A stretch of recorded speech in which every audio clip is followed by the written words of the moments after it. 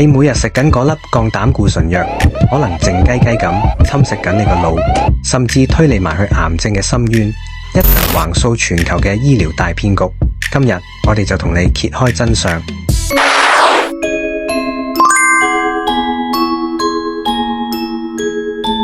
膽固醇呢個令無數人嚇到個心都離一離嘅名詞，長久以嚟俾人當正係健康嘅頭號殺手。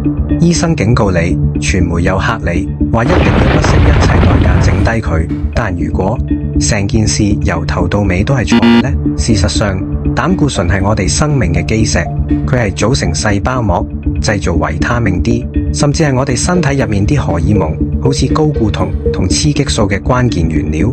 冇咗膽固醇，你嘅身體就會無法正常運作。更重要嘅係，當你啲血管發炎整親嘅時候，膽固醇就好似個英勇嘅消防員，第一時間衝到現場幫你修補。將佢當成敵人，就好似將消防員當成縱火犯一樣，咁荒謬。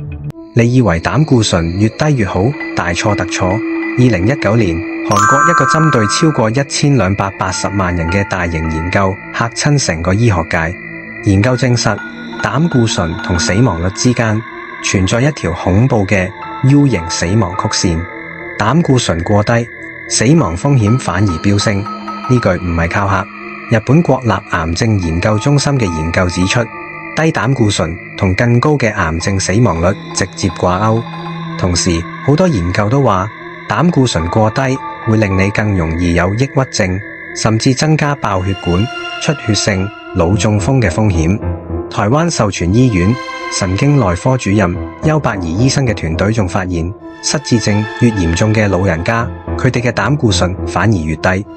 你個腦有1/4都係膽固醇，當你係咁降膽固醇，就等於親手摧毀自己嘅記憶。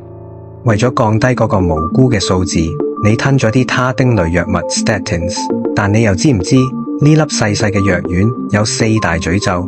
第一，肌肉損傷，搞到你又痛又冇力；第二，肝臟毒性，靜雞雞咁破壞你個解毒工廠；第三，根據美國 CDC 嘅研究，他汀類藥物會大大增加你患上第2型糖尿病嘅風險；第四，亦係最恐怖嘅認知功能下降。